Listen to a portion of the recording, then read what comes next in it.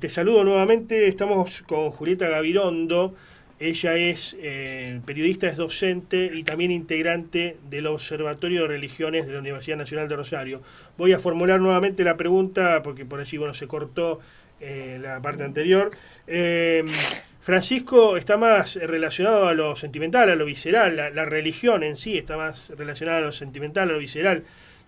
A diferencia quizás de la academia, de la ciencia que tiene que ver con lo racional, incluso para las ciencias sociales. ¿Cómo se lo puede analizar, cómo se puede estudiar su figura, la figura de Francisco, a ella me refiero, desde la academia? ¿Cómo estás? Nuevamente, ahí Sí, a ver si podemos salir mejor. sí, sí. Bueno, te comentaba, ¿no? Que en la Universidad Nacional de Rosario existe, ¿no? Este Observatorio de Culturas de Creencias Religiosas, porque entendemos que las religiones son un estructurante de la vida material. Si bien, como mencionaba anteriormente, sirven, ¿no? Para buscar esta cuestión de respuestas, búsqueda, un tanto personales, la realidad es que ordenan, rigen, influyen el juego, la relación entre los individuos y el Estado, entre las distintas instituciones, ¿no?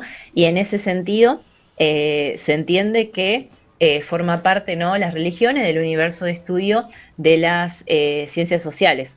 Contrario a lo que se entendía, ¿no? Que la religión iba en algún momento, ¿no? O desaparecer o ser tomada por otras cuestiones, lo que pasa es que va mutando, se va adaptando. Si bien tenemos este conjunto teórico, este conjunto doctrinal que data hace bastantes años y que en cierta medida hay algunas cuestiones que no cambian, dogmas, Ujú. sí son dogmas, sí hay un reacomodamiento, ¿no?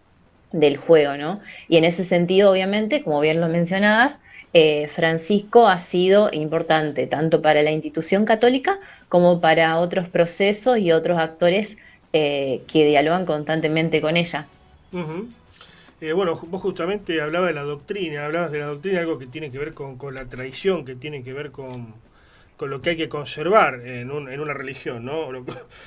Perdón, con lo que es para conservar. En este sentido, el Papa Francisco, ¿lo ves como alguien renovador o alguien tradicional? A ver, el Papa Francisco de fondo, obviamente, por ejemplo, si hablamos, ¿no? De la cuestión social, que fue uno de los tópicos, una de las cuestiones que más ha sido mella, por lo que más ha salido en titulares, se lo ha discutido, se lo ha querido, no se lo ha querido, ¿no?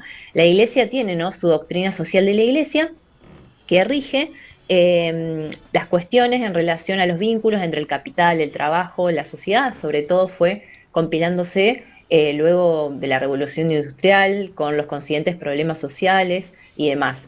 Esa doctrina se va todo el tiempo o reformulando o se van rescatando algunas cuestiones y demás. El Papa la colocó en un elemento, como un elemento central. Bueno, la Iglesia tiene algo que opinar respecto a esto. Y en ese sentido, cuestiones a las que le ha dado, por ejemplo, una vuelta de tuerca también a partir del enfoque de Latinoamérica y demás, mucho tiene que ver con, por ejemplo, el trabajo cooperativo, el trabajo conjunto, la noción de comunidad, la noción de cuestiones también de reciprocidad y demás. Y a su vez también las formas de decirlo con todas las letras y en un lenguaje sencillo, diferenciándose un poco de Benedicto XVI, su antecesor, que era claramente un perfil más teórico, Ujú. más academicista. Francisco fue un papel mucho más mundano y que dijo un montón de cuestiones, muchas de ellas vinculadas con la cuestión social, ¿no? Con la doctrina social de la Iglesia, pero dándole una vueltita, no colocando la propiedad privada por encima de todo, también acusando, ¿no? A ciertas cuestiones, hablando de nuevo de explotados y explotadores. Entonces entiendo que en ese sentido podemos decir que sí, que marcó un precedente o dejó huella. Ujú. ¿Se puede analizar su figura en términos de izquierdas o derechas? Porque, a ver, Francisco llegó como alguien que supuestamente tributaba a la derecha, eso era lo que decía el kirchnerismo, ni bien fue investido papa. Después entiendo que la relación cambió hasta el día de hoy, pero llegó como alguien conservador, alguien de derecha, que incluso sospechaba de haber tenido relación con la última dictadura militar. Él había militado en Guardia de Hierro en su momento, una organización de la ortodoxia o derecha peronista, si uno quiere, y ahora pasó a ser una suerte de ídolo izquierdista, de gente que nunca había participado en la Iglesia Católica, no tenía nada que ver con la Iglesia, ni avalaba la figura del Papa, ni mucho menos. Es más, era muy contestataria de la Iglesia, pero hoy es francisquista, es católica, hasta el punto de Milei de decirle, bueno, zurdo, comunista, incluso el maligno en la tierra, ¿no? Pero, ¿se puede analizar la figura de Francisco como izquierdas o derechas, o no son términos aplicables a la Iglesia Católica?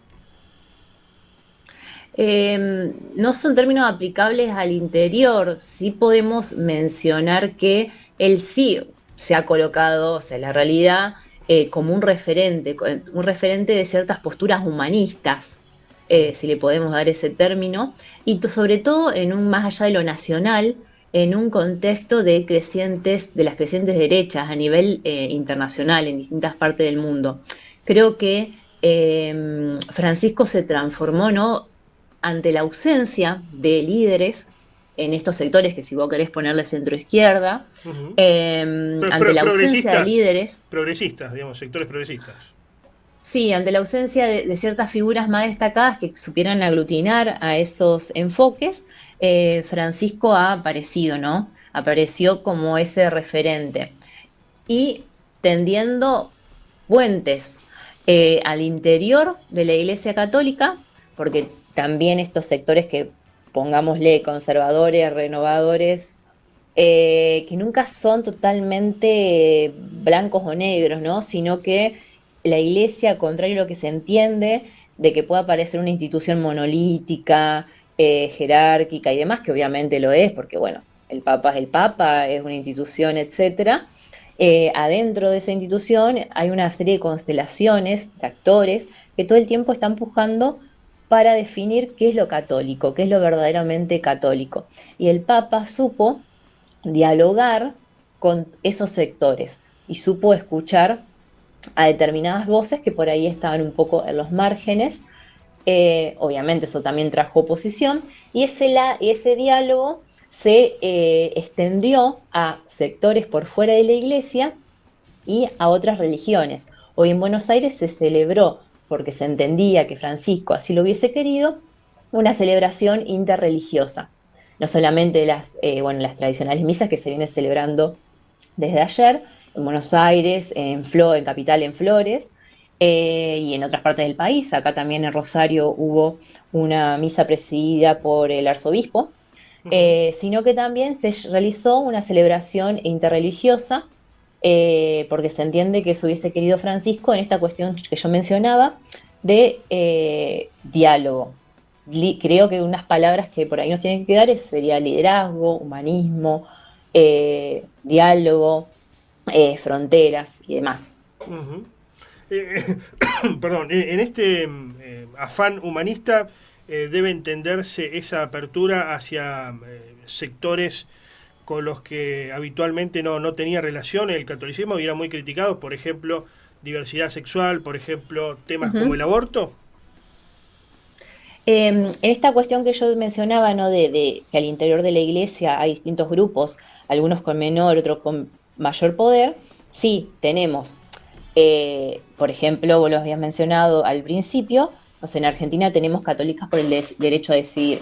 Católicas por el Derecho a Decidir fue una de las organizaciones que, cuando se conoció la noticia, manifestó su tristeza, su duelo por la pérdida de Francisco. Francisco recibió el pañuelo verde de la mano de una catequista e integrante de Católicas por el Derecho a Decidir. ¿Eso significa que la Iglesia acepte ahora el aborto? No, porque hay cuestiones, así como el sacerdocio femenino, que no se aprobaron y, bueno, yo personalmente lo veo difícil.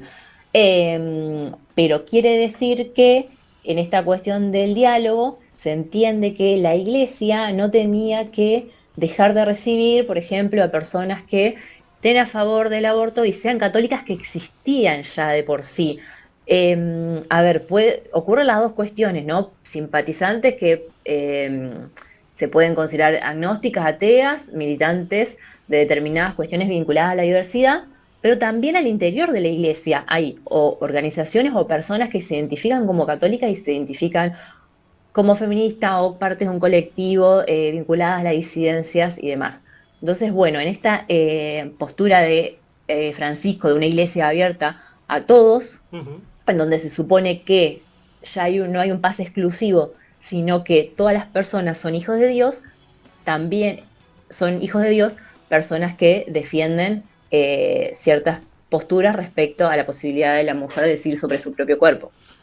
Francisco abre la iglesia de esta forma para, ¿cómo podemos decir? Además de adaptarla al nuevo tiempo, para conseguir más feligreses, porque se había llegado a un tiempo, a un momento donde, bueno, mucha gente era católica, pero porque la habían bautizado de chico o porque la familia era católica, pero bueno, hoy muchos no son practicantes, no le Ujú. importaba la iglesia ni lo religioso. Él vio que de alguna forma estaba perdiendo el catolicismo feligreses y por eso intenta esta apertura. A ver, no me animo a decir bien si él lo vio o no. Sí podemos decir que a la institución como iglesia, en cierta medida, obviamente le sirvió, porque recordemos que veníamos de un papado bastante castigado por ciertas cuestiones como las cuestiones de abusos sexuales, pedofilia, todo el tema de los documentos filtrados y demás. Y bueno, ahí tenemos la renuncia de Benedicto. Ujú. Entonces, bueno, yo entiendo que a la iglesia una figura como pragmática que gestionó, como Francisco, que le sirvió, entiendo, a la iglesia católica, que después capaz no se traduce en un aumento significativo de fieles, pero sí como la volvió a posicionar a la iglesia como un actor y como un interlocutor, más allá de la cantidad de fieles o no que pueda llegar a tener y más allá de si una persona ahora decidió bautizar a su hijo porque está Francisco o no. La logró posicionar de vuelta a la iglesia como un actor con el cual se dialoga o con el cual hay un material teórico, Ujú. porque si bien, a ver, esto que yo decía, ¿no? De que Benedicto XVI era un perfil teórico, etcétera, etcétera.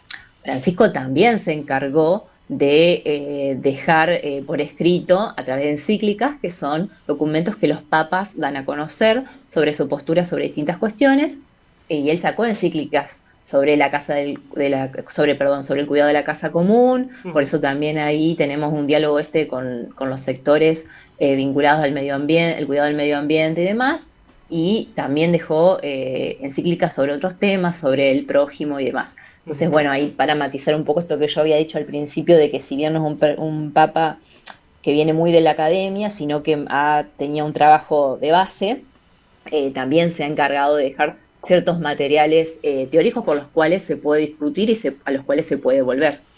Una de las críticas que hacían a su figura muchos tuiteros en Twitter principalmente, que uno sigue los debates, era, bueno, murió el Papa de la Agenda 2030, el Papa progresista, el Papa principalmente de la Agenda 2030.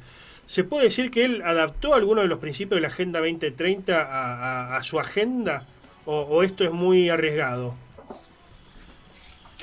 Yo puedo entender que supo leer por ahí cuáles eran los problemas sociales que estaban más candentes o que necesitaban una respuesta. Y bueno, no sé, si pongamos un ejemplo, no sé, el problema de la inmigración. Bueno, él tomó ese problema que estaba latente y bueno, se posicionó, ¿no?